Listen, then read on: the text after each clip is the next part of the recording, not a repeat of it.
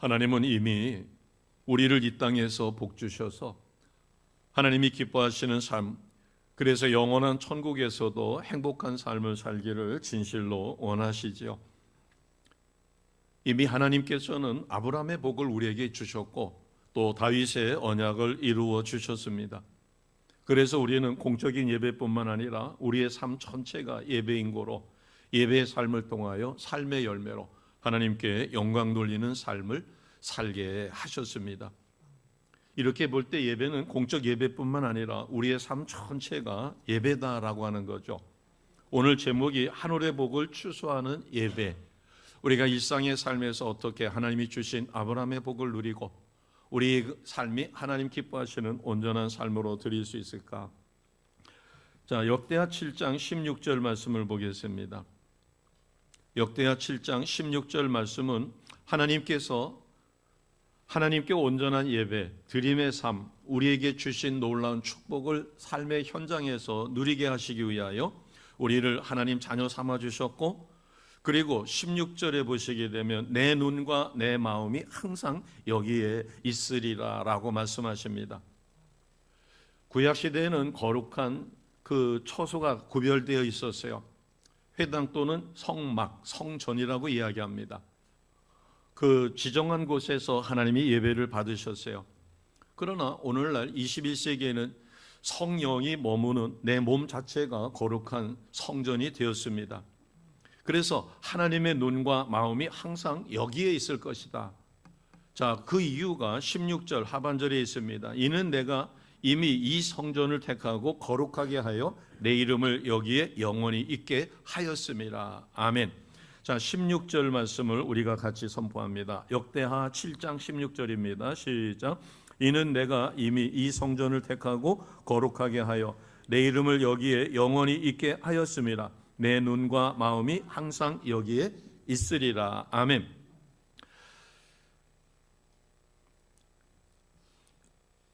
역대하 3장 1절 말씀을 보시면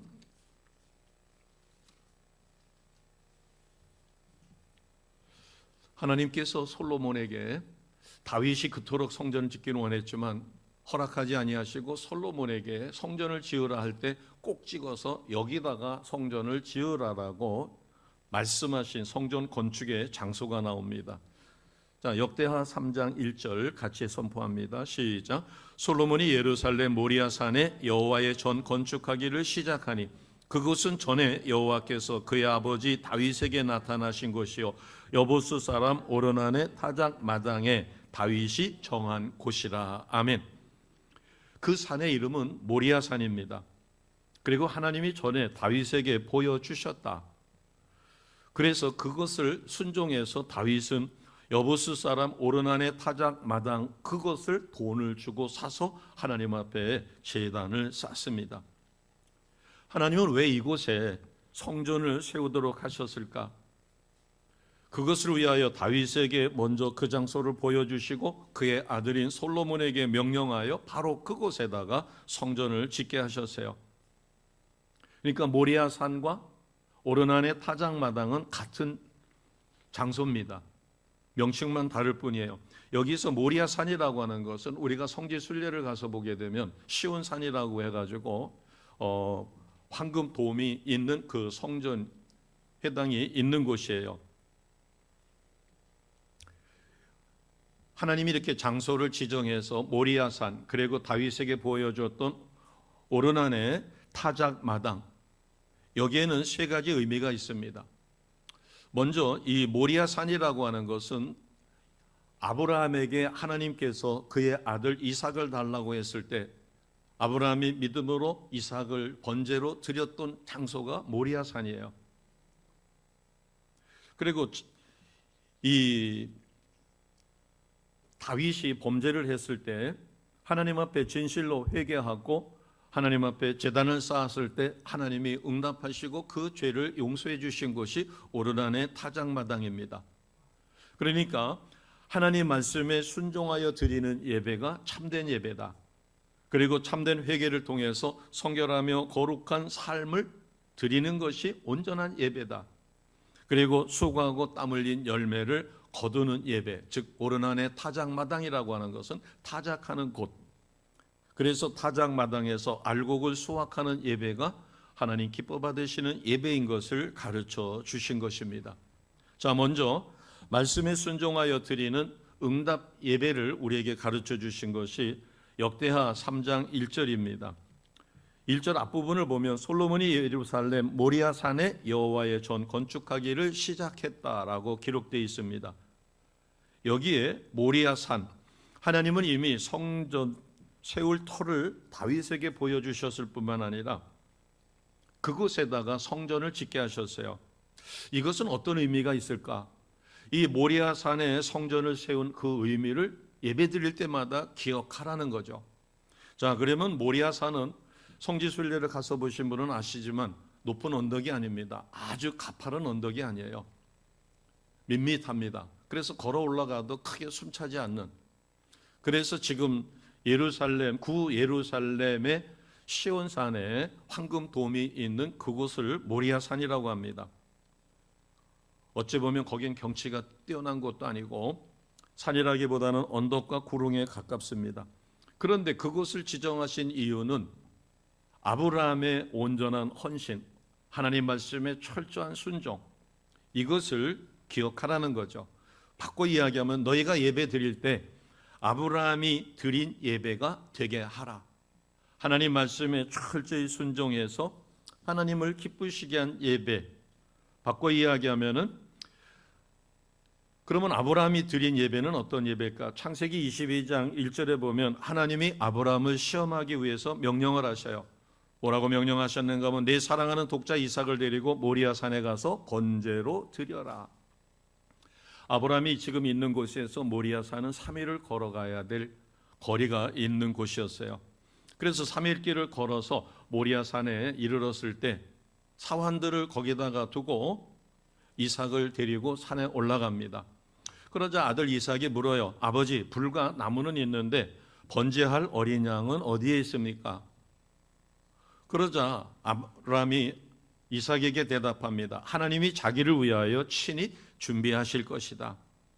드디어 모리아산 그곳에 올라가서 넓은 바위가 있습니다. 그 바위는 지금도 황금돔의 가장 중심 부분이에요.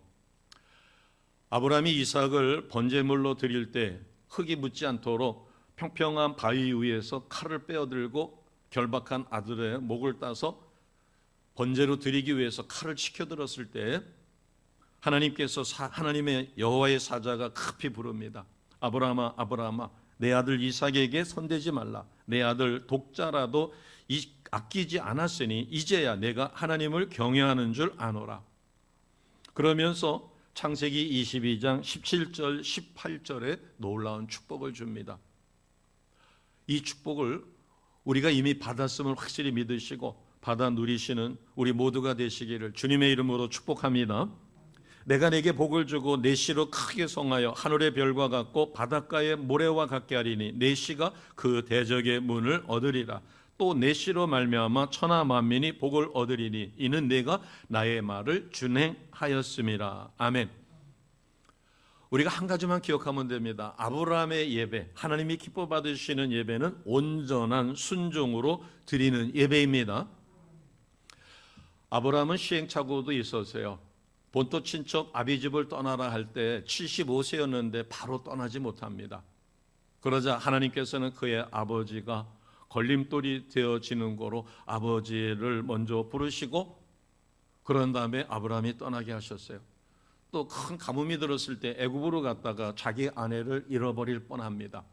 이런 시행착오 속에서 아브라함은 하나님을 어떻게 믿어야 하며 하나님의 말씀에 철저히 순종할 때 승리하는 삶이요 하나님 앞에 놀라운 은혜를 누리는 것을 삶 속에서 체험을 합니다. 때가 되었을 때 하나님은 아브라함의 믿음을 바라보셨어요. 다른 것을 원하시는 게 아니라 자신의 목숨, 자신의 전 재산을 달라고 해도 아브라함은 기꺼이 드릴 수 있었어요. 그런데 하나님이 약속하셨어요. 다른 사람이 아니라 이삭을 통하여 너의 자손이 18절에 주신 약속의 말씀처럼 17절에 주신 약속이 하늘의 별과 같고 바닷가의 모래와 같이 내 자손이 이 땅에 가득하게 만들어주겠다라고 약속하신 그 약속이 아들 이삭을 통해서 이루어질 것인데, 그 이삭을 번제로 드리라는 거예요. 우리는 실감이 안 납니다. 번제에 대해서. 번제는 먼저 목에 대동맥을 땁니다. 피를 다 흐르게 만들어 놓고, 그 다음에 가죽을 벗기고, 그 다음에 토를 이렇게 각을 쳐가지고 불에 잘 타도록 그렇게 해서 불타는 제단에다가 던져서 태워서 드리는 제사예요. 그러니까 아들 이삭을 번제로 드린다는 것은 아들의 목숨을 끊어야 되는 거죠. 어찌 보면 이삭을 바치라는 이 명령은 아브라함에게는 큰 고통입니다. 아무리 믿음이 좋아도 인간적인 갈등이 없을 수 없겠죠. 그러면서 순간적으로 하나님이 이삭을 통하여 그 자손이 이 땅에 가득하게 축복하시겠다고 했는데 왜 이삭을 달라고 하셨을까? 내가 하나님 계시를 잘못 들었나? 하나님의 약속을 내가 잘못 들었나? 이렇게 생각할 수도 있죠. 다니엘 기도회에 나와서 간증하시는 분들 말씀을 들어보면 은혜가 됩니다. 자기가 40일 금식을 했던 모를 했던 하나님 앞에 전심으로 해서 응답을 받았어요. 응답을 받았다고 해서 금방 눈 뜨자마자 발등에 불이 꺼진 것도 아니고 현실의 삶이 변화가 된 것이 아니에요.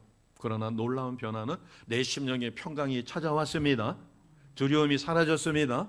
그러면서 때가 되니까 하나님께서 하나하나 그것을 이루어 가시는 것을 내가 눈으로 목격할 수 있고, 내가 눈으로 하나님이 이렇게 역사하시는구나 하는 것을 체험하게 만들어 주십니다. 우리가 판단이 잘 안 될 때는 모든 판단을 멈추는 겁니다. 하나님의 뜻이 어디 있는가를 찾다가 도저히 못 찾겠거들랑 잠시 판단을 중지하고 아브라함처럼 순종하여 하나님 명령에 행함이 있었을 때 하나님께서는 아브라함을 크게 기뻐하시고 믿음의 조상이요 축복의 통로로 세워주셨습니다. 그래서 모리아산이 바로 이러한 아브라함이 순종하여 아들 이삭을 번제로 드린 곳이에요. 바꿔 이야기하면 예배의 본질은 하나님에 대한 순종입니다.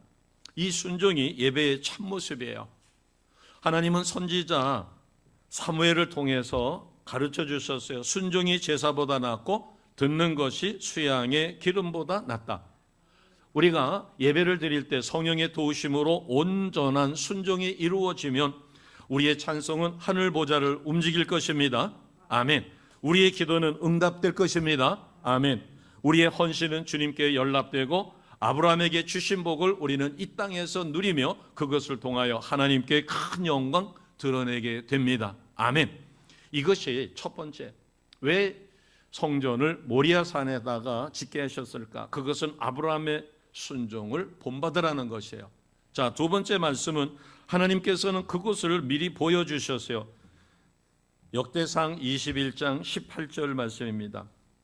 역대상 21장 18절 말씀에 여호와의 사자가 가세게 명하여 다윗에게 이르기를 올라가서 여부스 사람 오르난의 타작마당에서 여호와를 위하여 단을 쌓으라. 왜 이런 일이 일어났는가 하면 다윗이 인구조사를 합니다. 인구조사를 한다는 것을 할 필요가 없는데 자기가 이룬 이것이 얼마나 대단한 것인가를, 그래서 신복들이 말렸음에도 불구하고 다윗이 사단에게 마음을 빼앗겨 인구조사를 실시했어요. 그러자 하나님이 진노하셨습니다. 그래서 갓 선지자를 통해서 하나님은 다윗에게 선택하도록 했어요. 너가 잘못한 것에 대해서 내가 이렇게 징벌할 것인데, 첫째는 3년 기근입니다. 두 번째는 석 달 동안 다윗이 대적에게 패하여 도망다니는 것이에요. 세 번째는 사흘 동안 전염병으로 온 이스라엘 전역이 창궐하게 되는 것입니다. 이 중에 다윗은 하나님 손에 의하여 직접 징계받는 것이 낫겠다 해서 세 번째 온역을 선택합니다. 그때 전염병으로 인하여 하나님의 택한 백성이 무려 7만 명이 목숨을 잃습니다. 그때 다윗이 회개한 게 17절이에요. 자, 역대상 21장 17절 우리가 같이 읽습니다. 시작. 하나님께 아뢰되 명령하여 백성을 계수하게 한 자가 내가 아니니까 범죄하고 악을 행한 자는 곧 나니이다. 이 양떼는 무엇을 행하였나이까? 청하건대 나의 하나님 여호와여, 주의 손으로 나와 내 아버지의 집을 치시고 주의 백성에게 재앙을 내리지 마옵소서 하니라. 아멘. 아브라함은 자신이 인구 조사를 해서 하나님의 진노를 샀기에 자신을 치고 자기 아버지와 자기 집을, 그렇게 해서 백성의 재앙을 거두어 달라고 하나님 앞에 간절히 회개에 기도합니다. 그때 하나님께서 응답하셨죠. 그 응답이 여부수 사람 오르난의 타작마당에 여호와를 위하여 단을 쌓으라고 선지자 갓세에게 명령하셨어요. 그러자 다윗이 순종합니다. 자, 역대상 21장 26절입니다. 직접 찾으셔도 좋겠고 PPT에 준비가 되어 있습니다. 같이 합니다. 시작. 다윗이 거기서 여호와를 위하여 제단을 쌓고 번제와 화목제를 드려 여호와께 아뢰었더니 여호와께서 하늘로부터 번제단 위에 불을 내려 응답하시고. 아멘. 하나님께서 이 오르난의 타작 마당에서 번제단을 쌓아 제단을 쌓고 번제를 드리라고 명령하신 것은 어떻게 해야 하는가? 바꿔 이야기하면 진실한 회개가 무엇인가? 그래서 하나님은 친히 모든 것을 가르쳐 주시고 그리고 그대로 순종하기를 원하십니다. 우리는 우리가 드려지는 예배에 대한 정확한 인식이 필요해요. 예수님이 사마리아 지역을 갔었을 때 우물가에서 사마리아 여인을 만납니다. 그랬을 때 그 여인은 5명의 남편이 있었어요. 대화를 하다가 그가 자신들은 그리신산에서 예배하는데 유다 백성들은 예루살렘 시온성에서 예배를 드린다. 그러자 예수님께서 말씀하셨죠. 요한복음 4장 24절에 하나님은 영이시니 예배하는 자가 뭐와 뭐로 예배하라고 그랬어요? 영과 진리로 예배할지니라. 여기에는 2가지 중요한 의미가 있습니다. 사마리아 사람들은 왜 예배를 드리는가 이 진리를 잘 몰라요. 그러나 그 열심은 대단했습니다. 그리심산에서 얼마나 열심을 다해서 제사를 드리는지 몰라요. 반대로 유대인은 하나님의 말씀을 압니다. 그래서 진리의 말씀대로 예루살렘에서 제사를 드리지만 열정이 식은 형식적인 예배예요. 뜨거운 마음으로 왜 예배를 드리는지를 모르고 드리는 것이 사마리아 사람들의 그리심산의 제사라면 유대인은 하나님의 뜻이 무엇인지 알면서도 열정이 식은 형식적인 예배, 이 2가지를 합해서 온전하게 예배를 드리라. 그래서 참된 예배는 영과 진리로 드려지는 예배, 뜨거운 열정과 마음으로 그리고 열정이 있는 형식을 갖춘 의식을 갖춘 예배를 의미합니다. 자, 우리는 예배가 내가 이렇게 예배를 드렸더니 하나님이 나에게 복을 주실 거야, 이것이 주가 된 것이 아니라 우리는 이미 하나님 앞에 어마어마한 은혜를 받았습니다. 나는 죄인이었고 하나님과 하나 되어질 수 없는데 예수님을 이 땅에 보내셔서 십자가에 나의 모든 죄를 위하여 죽게 하시고 세계를 열어놓으셨습니다. 그래서 그 예수님을 나의 구원자 주님으로 영접하게 되므로 우리는 하나님의 자녀가 되었습니다. 내가 받은 은혜, 내가 하나님의 자녀가 되는 것을 위해서 하나님은 독생자 예수를 이 땅에 보내어 십자가에 죽게 하셨어요. 성자 하나님이 죽으러 이 땅에 오셔서 우리를 위하여 대속의 은혜를 주셨습니다.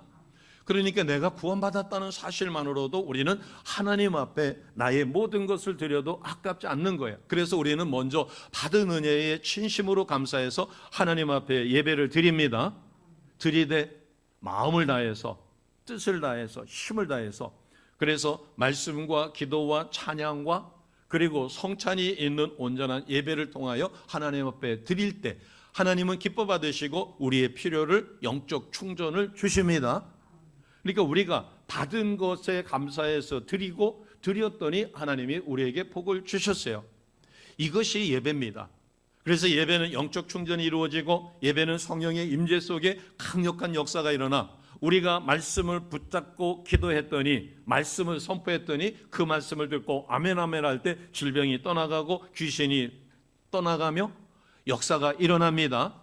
상한 심령이 회복이 되고 식었던 열정이 다시 살아나는, 그래서 첫사랑이 회복되고 예배를 통하여 나는 예배 생활이 얼마나 행복한가 하는 것을 다시 한번 회복하게 되는 놀라운 은혜를 입습니다. 그러니까 우리는 예배를 통해서 성부 하나님이 우리의 예배를 받으시는데 누구의 공로로 예배를 우리가 드리는 거예요? 예수님의 공로로. 그러니까 예배에는 예수님을 그대로 기억을 해야 돼요. 예수님을 기억한다라고 하는 것은 뭘까요? 예수님은 우리가 이 땅에서 어떻게 살아야 되는가? 예배는 우리가 1시간 남짓 드리는 공적 예배만이 예배가 아니라 24시간 전체가 하나님 앞에 드려지는 삶이 예배입니다. 그러니까 우리는 누구를 닮아가는 삶을 통해서 하나님께 영광을 돌려요? 예수님을 닮아가는 삶. 그래서 예수님은 한 영혼을 천하보다 귀히 여기시고, 그래서 우리가 시간을 내서 복음을 전하고 예수님처럼 거룩한 삶을 살려고 자기 자신과의 싸움에서 우리는 부족하니까 성령의 도우심을 기도로 요청하여 승리하는 삶을 통하여 하나님께 영광을 돌립니다.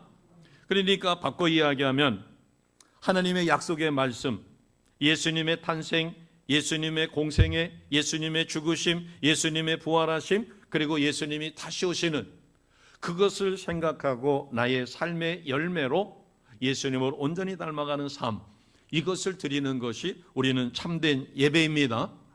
그러니까 예배는 우리가 일주일 동안 승리한 삶을 가지고 기쁜 마음으로 달려와서 하나님을 기쁜 마음으로 만나는 거예요. 아버지, 저 왔어요. 제가 지난 일주일 동안 이렇게 열심히 살았어요. 그러나 내가 최선을 다했지만 부족한 것이 있었고 내가 죄짓지 않으려고 노력했었는데 죄진 것이 있으니까 용서해 주세요. 그러나 제가 이러이러한 삶의 열매가 있으니까 아버지 기뻐 받으세요 하고 하나님 앞에 드리는 것입니다. 아멘. 그래서 우리의 삶 전체가 예배가 된다라고 하는 것은 그런 이야기예요. 공적 예배에 달려와서 하나님 앞에 우리는 자랑스러운 마음으로 기쁜 마음으로, 그리고 우리의 허물은 반드시 용서해 주심을 확신하고, 그래서 예배의 자리는 축제가 되어야 합니다. 이것을 가르쳐 주신 것이 바로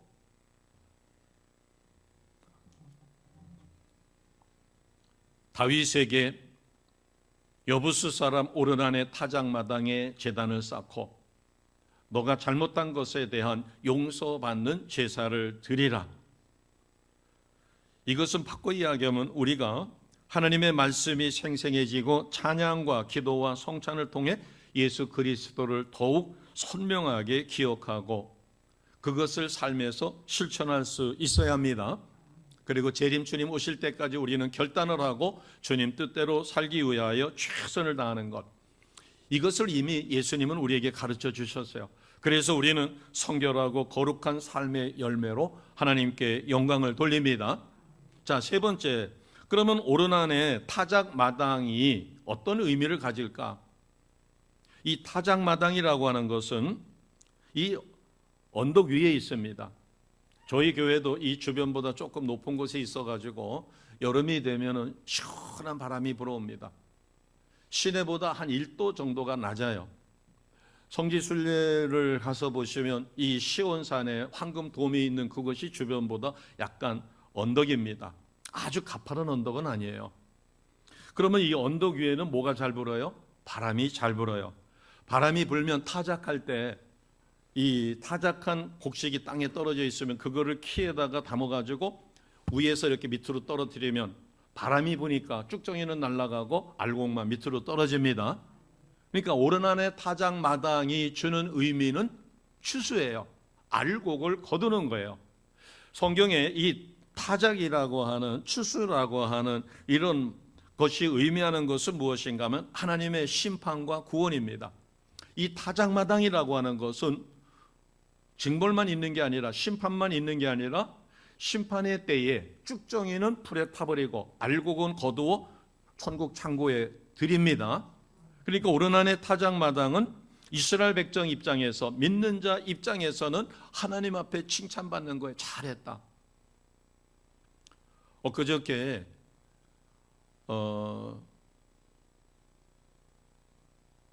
이요셉 선교사님이 담담하게 간증을 했죠. 그래서 그것을 다시 또 오륜교회 목사님이 인용을 해가지고 그렇게 했어요. 우리가 주님 앞에 이르렀을 때 주님이 나를 기뻐 받으시며 고맙다라고 말씀하실 때 얼마나 우리가 큰 기쁨이 될까 한번 들어보세요. 고맙다. 우리가 기도하러 기도의 자리에 갑니다. 어느 곳이든 간에 무릎 꿇고 기도할 수 있죠. 기도할 때 주님의 음성이 들린다. 주님이 뒤에서 나를 포옹해 주시면서 고맙다, 고맙구나. 너가 이 땅에서 쏘가고 애씀을 내가 안다. 너가 너무나 힘든 그러한 상황에서도 나를 버리지 않고 내가 너에게 준 사명을 지키기 위해서 너의 모든 것을 희생한 거 내가 안다. 하나님은 아십니다. 그러면서 고맙구나. 이것을 우리는 다른 말로 이야기할 때 마지막 심판대 앞에서 하나님 앞에 우리는 칭찬받고 우리는 상급이 예비된 삶을 사는 것입니다. 오르난의 타작마당은 이것을 가르쳐 주신 것이에요. 이스라엘에게는 축복의 장소요. 그리고 타작마당이라고 하는 것은 내가 수고하고 땀 흘려 수확하는 기쁨의 장소입니다. 그래서 예배는 하나님 앞에 드려지는 삶의 예배고 하나님 앞에 최선을 다해서 말씀과 기도와 찬양을 통하여 하나님을 높여드릴 때 하나님은 우리에게 응답하시고 우리의 필요를 채워주십니다. 그러니까 예배의 자리는 축제가 되어지는 것이죠. 오르난의 타작마당에 성전을 세우라고 명령하신 것, 그리고 이 오르난의 타작마당을 통해서 하나님이 우리에게 가르치시고 싶은 것은 무엇인가 하면 예배하는 자는 반드시 열매를 거둔다는 것입니다. 같이 하겠습니다. 예배자는 열매를 거둔다. 이게 오르난의 타작마당이에요. 모리아산을 통해서는 누구를 기억하라고 그랬어요? 아브라함의 순종을 기억하라. 그리고 오르난의 타작마당은 우리가 진실로 회개하고 다윗이 진실로 회개하고 오르난의 타작마당에서 제단을 쌓고 하나님 앞에 예배를 드렸을 때 위로부터 불이 떨어져 그 제단의 모든 제물을 연락해 주셨어요. 우리가 진실로 회개하고 하나님 앞에 바로 설 때 하나님은 우리를 통하여 놀라운 일을 이루어 주십니다. 그리고 그것으로 끝나는 게 아니라 오르난의 타작마당은 예배자는 반드시 열매를 거둔다. 바꿔 이야기하면 예배 드리는 자는 그 예배가 복된 시간입니다. 하나님 앞에 드려지는 삶일 것뿐만 아니라 하나님의 예배하신 놀라운 은혜를 받으니까 그러면 우리가 이 모든 것이 영으로 시작돼요. 예배는 누가 받으시죠? 하나님이 받으십니다. 자, 정확하게 어떤 하나님이 받으셔요? 성부 하나님이 받으십니다. 그러면 이 예배를 돕기 위해서 우리는 누구를 의지해요? 성자 예수님, 성자 하나님 예수님을 의지해서 세계를 열어놓으셨어요. 그래서 예수님을 인하여 우리는 이미 하나님의 자녀가 되었고 하나님과 하나 되어지는 놀라운 은혜를 입은 자입니다. 예배 드릴 수 있는 자격이 있는 자가 되어버렸어요. 그런데 이것을 누가 돕느냐 하면 성령께서 도우셔요. 자, 우리가 드렸던 10장 찬양이 이것을 너무나 잘 표현해 줍니다. 자, 10장을 같이 보겠습니다. 10장 찬송입니다. 자, 1절에 보면 누가 오셔서 주 이름을 찬송케 하게 해달라고 그랬어요? 전능왕 오셔서. 자, 2절에 보면 영광과 권능의 성부여 오셔서. 성부 하나님. 그러니까 우리에게 드려지는 예배는 성부 하나님께서 받으십니다. 이를 위하여 예수님을 보내주셨고 이를 위하여 성령 하나님을 보내셨습니다. 그래서 자, 2절에 보니까 강생한 성자여 오셔서 기도를 들으소서. 택하신 백성들 복내려 주시고 거룩한 마음을 주옵소서. 그 다음에 3절에 보니까 위로의 주 성령, 그리고 4절에는 성부 성자 성령 삼위일체 하나님께서 우리의 찬송과 영광을 받아 주옵소서. 우리는 예배를 성부 하나님께 드릴 때 이미 성자 하나님의 은혜를 입어 하나님의 자녀가 되었고 이것을 도와주시는 분이 성령님이십니다. 그러니까 예배는 반드시 무엇의 임재 속에 드리셔야 돼요? 성령의 임재 속에 드리셔야 합니다. 성전 안으로 들어왔어요. 예배당 안으로 들어왔는데 성령의 임재를 못 느낀다. 그러면 우리는 즉시 하나님 앞에 기도해야 합니다. 예수님의 이름으로 기도할 때 성령의 임재를 제가 체험하지 못했고 제가 온전히 예배를 준비하지 못하여 성령의 임재 속에 예배를 드리지 못하는 맹송맹송합니다. 큰일 났습니다. 아버지 하나님, 예수님의 이름으로 기도하니 성령의 임재 속에 예배 드리게 해달라고 우리가 전심으로 기도하셔야 합니다. 그래서 심령의 회복이 있고 성령의 임재가 체험되어지는 그와 같은 상황 속에서 예배를 드릴 때 우리는 감사와 감격이 있고 예배는 축제가 되어집니다. 그리고 예배를 통해서 놀라운 역사가 일어나는 거예요. 여기에 있는 모든 사람이 다 은혜를 못 받는다 할지라도 준비된 자는 성령의 강력한 기름 부음 속에 그의 예배가 하나님 앞에 연락되며 하나님의 예비된 놀라운 은혜와 능력과 권세를 그에게 주십니다. 이게 예배예요. 오늘 이것을 우리에게 가르쳐 주기 위해서 모리아산 오르난의 타작마당에 그곳에 예배다 성전을 지으라라고 말씀하셨어요. 예배는 알곡을 추수하는 것입니다.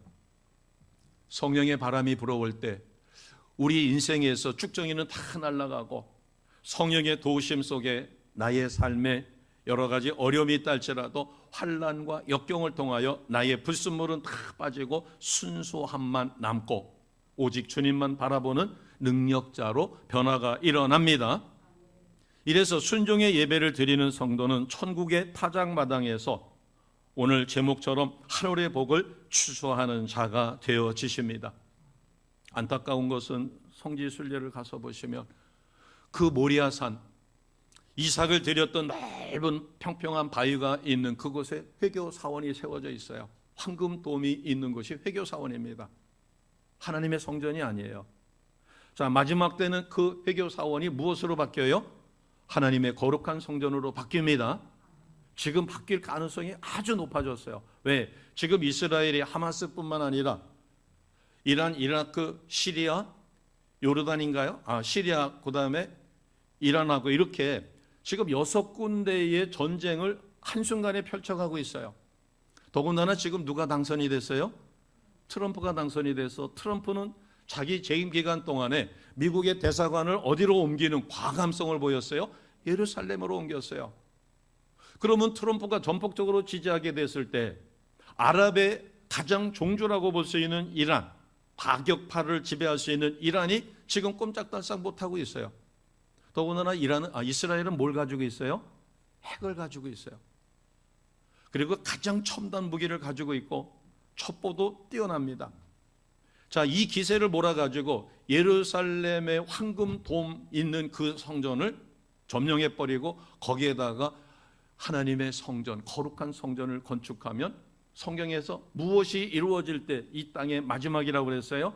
그것이 회복되어 거룩한 성전이 세워지면 재림 주님이 오십니다.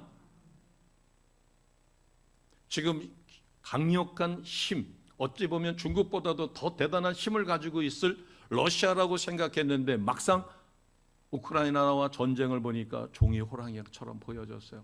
그들이 핵을 가지고 있지 않았으면 큰일 날 뻔했겠죠. 자, 러시아의 위축이 됩니다. 지금 중국 부동산 버블로 인하여 경제가 침체돼서 붕괴의 일보 직전에 가 있어요. 지금 북한 핵을 의지하지 않으면 도저히 견뎌낼 수가 없고 자칫 잘못하면 우크라이나에서 많은 병사들이 목숨을 잃게 됐을 때 북한은 자체 봉기로 인하여 무너질 가능성이 높습니다. 거기에 한국은 세계적으로 한국어 열풍뿐만 아니라 K-팝, K-컬처, K-푸드 등등 해가지고 더군다나 지금은 K-방산, 한국 무기가 유럽에서 폴란드서부터 시작해서 루마니아 뭐 등등 해가지고 어떻게 한국을 갑자기 하나님이 이렇게 높여놓으실까? 이것은 때가 되어 이스라엘의 회복을 위하여 복음 통일이 반드시 이루어집니다. 복음 통일이 이루어질 때 우리는 육로로다가 기차로다가 도보로다가 자동차로 유럽 땅끝까지 복음을 전파할 수 있는 복음 선교의 선교자들로 하나님이 한국을 쓰셔요. 우리가 외국어를 배울 시간이 없어요. 때가 너무 급하니까. 그러니까 하나님은 세계 각국에 무엇을 배우도록 만드셨어요? 한국 코리안 드림을 이루기 위하여, 한국 드라마를 정확하게 보기 위하여 하나님은 이미 그곳에 한국어를 배운 사람들을 포진시켜 놓으셨습니다. 그럼 우리가 가서 그들을 신학생으로 한국어로 그들을 가르치면 그들은 자기네 나라 말로 복음을 전파하게 될 것이에요. 정말 하나님께서 모든 것을 준비하셨을 때 팍스 로마나 천년 로마의 평화가 있고 모든 길이 로마로 통하는 그와 같은 때에 하나님은 예수님을 이 땅에 보내셨습니다. 지금 하나님이 재림 주님을 보내실 이때가 정확하게 너무나 우리가 눈으로 보는 것처럼 만약에 지금 이스라엘이 그렇게 엄청난 전쟁을 치르고서도 끄떡하지 않는 것은 전적인 하나님의 은혜입니다. 더군다나 트럼프가 등장하면서 세계는 긴장하는 거예요. 특히 아랍은. 그러나 트럼프의 전폭적인 지지로 그곳에 하나님의 성전이 회복된다면 이 땅의 마지막 때는 정말로 초일기에 들어갈 것이다. 그럼 우리는 어떠한 삶을 살아야 될 것인가? 이것을 정확하게 보여준 것이 아브라함의 헌신과 순종을 기억하라. 그리고 진실한 회개를 통하여 하나님 앞에 회복을 받았던 오르난의 타작마당의 다윗의 제사를 기억하라. 그리고 오르난의 타작마당은 타작이라고 하는 예배 드리는 자는 반드시 열매를 거둔다는 확신 속에 우리는 승리의 삶이요 기쁨의 삶을 살아갈 것입니다. 지금 예수님의 예언대로 예수님이 이 땅에서 떠나신 AD 70년에 예루살렘은 다 무너지고 한 80여 메타 남은 서쪽 통곡의 벽만 남아있지만, 그러나 이제 하나님의 때가 됐을 때 예루살렘의 하나님의 거룩한 성전이 반드시 회복될 것이며, 이를 위하여 우리가 어떤 삶을 살아야 될까? 예배는 공적 예배뿐만 아니라 우리의 삶 24시간 전체가 하나님 앞에 드려지는 삶의 예배인 것을 기억하시고, 오늘 본문이 주시는 놀라운 은혜, 하늘의 복을 추수하는 예배자가 되시기를 주님의 이름으로 축복합니다. 아멘. 기도드리겠습니다.